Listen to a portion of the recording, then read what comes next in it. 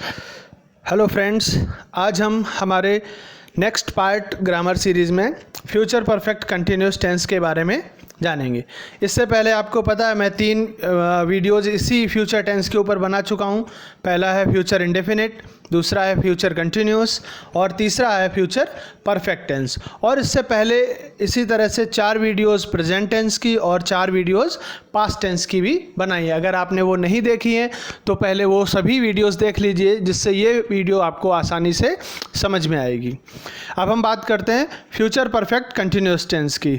हमें पता है कि इसमें मैन वर्ब के साथ रहा होगा, रही होगी, रहे होंगे का प्रयोग होता है और इसके अलावा समय के साथ से का भी प्रयोग होता है और से के लिए हम सिंस और फॉर का उपयोग करते हैं।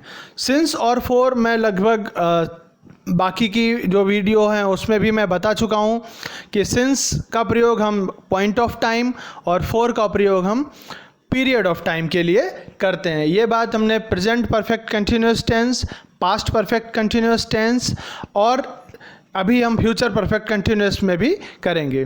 तो पहले भी हम देख चुके हैं कि पॉइंट ऑफ टाइम का मतलब है जैसे 2 बजे से, 4 बजे से, सोमवार से या जनवरी से, 2000 से, 2005 से, कोई एक पॉइंट ऑफ टाइम एकदम फिक्स टाइम की बात करेंगे तब हम सिंस का यूज़ करते हैं।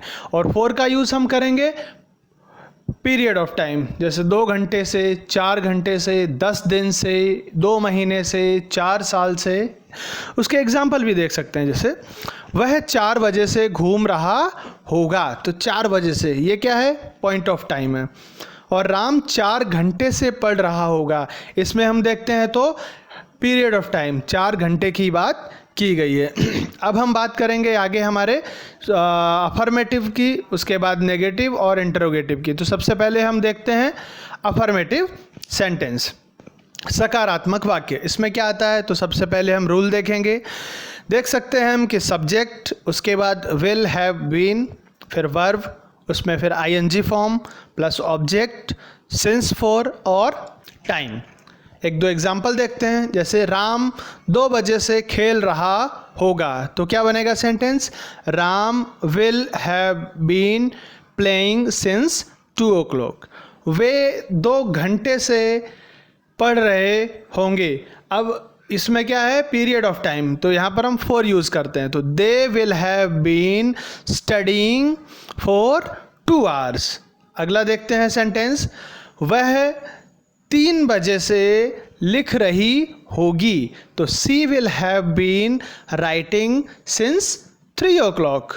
इसके अलावा एक और देखते हैं एग्जाम्पल, वह 2 घंटे से टहल रहा होगा, तो इसमें क्या आएगा, he will have been walking for 2 hours। हम समझ सकते हैं कि किस तरह से पॉइंट ऑफ टाइम हो वहाँ सिंस और पीरियड ऑफ टाइम हो वहाँ पर फॉर का इस्तेमाल होता है। अब हम नेगेटिव वाक्य देखेंगे।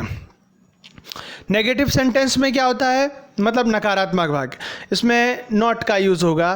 जैसे सब्जेक्ट, पहले रूल देख लेते हैं, पहले आएगा सब्जेक्ट, उसके बाद आएगा will not have been plus verb ING form, उसके बाद में आएगा ऑब्जेक्ट, फिर सिंस, फॉर और टाइम। यहाँ पर इतना ध्यान रखने का कि नॉट हमेशा विल के बाद और हैव से पहले यूज़ होता है। तो वही वाले सेंटेंस हम फिर से देख लेते हैं कि राम 2 बजे से नहीं खेल रहा होगा, so Ram will not have been playing since 2 o'clock। वे 2 घंटे से नहीं पढ़ रहे होंगे, तो they will not have been studying for 2 hours। उसके बाद वह 3 बजे से नहीं लिख रही होगी, इसमें आएगा she will not have been writing since 3 o'clock। उसके बाद नेक्स्ट है कि वह 2 घंटे से नहीं टहल रहा होगा, तो इसमें क्या यूज़ होगा, he will not have been walking for 2 hours। अब हम बात करते हैं इंट्रोगेटिव में। इससे भी पहले मैं लगभग सभी इंट्रोगेटिव में बता चुका हूँ आपको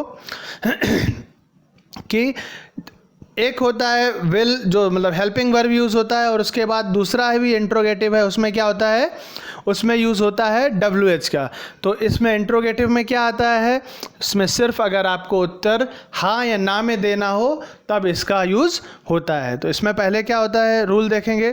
पहले विल, उसके बाद subject plus have been plus verb, ING form plus object, फिर सिंस फॉर और टाइम, और लास्ट में आता है क्वेश्चन मार्क। एग्जाम्पल देख लेते हैं। क्या राम 2 बजे से खेल रहा होगा? तो will Ram have been playing since 2 o'clock। Answer सिर्फ हाँ या ना में दिया जा सकता है। क्या वे 2 घंटे से पढ़ रहे होंगे? Will they have been studying for 2 hours। क्या वह 3 बजे से लिख रही होगी? तो will she have been writing since 3 o'clock। Next है, क्या वह 2 घंटे से टहल रहा होगा? तो आंसर होगा विल, क्वेश्चन में किस तरह से पूछेंगे, will he have been walking for 2 hours। ये जितने भी क्वेश्चन हैं इसका आंसर हम यस और नो से देख सकते हैं। अब हम देखेंगे WH क्वेश्चन वाले। तो WH क्वेश्चन में क्या फ़र्क होता है, उसमें सिर्फ यही आ जाएगा आगे, why, when, where, how, what. उसके अलावा फिर विल, फिर सब्जेक्ट, फिर हैव बीन, उसके बाद वर्ब और ING फॉर्म प्लस ऑब्जेक्ट, फिर सिंस फॉर और टाइम और क्वेश्चन मार्क। बाकी सब सेम रहता है इसमें, जैसा हमने प्रीवियस में देखा है। अब इसमें क्या है, हमारा क्वेश्चन होगा तो सामने वाले को प्रॉपर आंसर देना पड़ेगा किस चीज़ के लिए। जैसे देखते हैं कि राम कहाँ 2 बजे से पढ़ रहा होगा, तो अब बताना पड़ेगा। तो इसके लिए क्या होगा, where will Ram have been playing since 2 o'clock। मतलब राम कहाँ 2 बजे से खेल रहा होगा, तो हमें ये स्पेसिफाई करना होगा कि कहाँ खेल रहा होगा।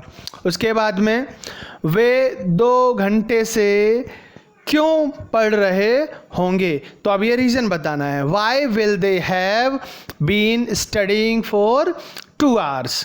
उसके अलावा देखते हैं वह 3 बजे से कैसे लिख रही होगी, तो कैसे, हाउ, तो उसके लिए भी फिर आंसर प्रॉपर देना होगा।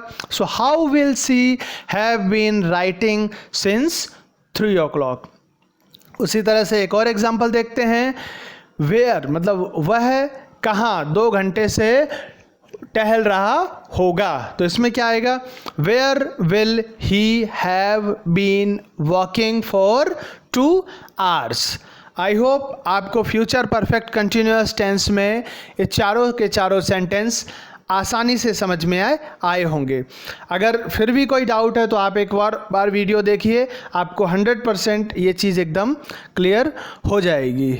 Thanks for watching this video. I hope आपको ये वीडियो पसंद आई होगी। पसंद आई हो तो लाइक करें, कमेंट करें, सब्सक्राइब करें चैनल को, और साथ में नोटिफिकेशन बेल भी ज़रूर दबाएं, जिससे आपको फर्दर वीडियोस मिलते रहें। Thank you.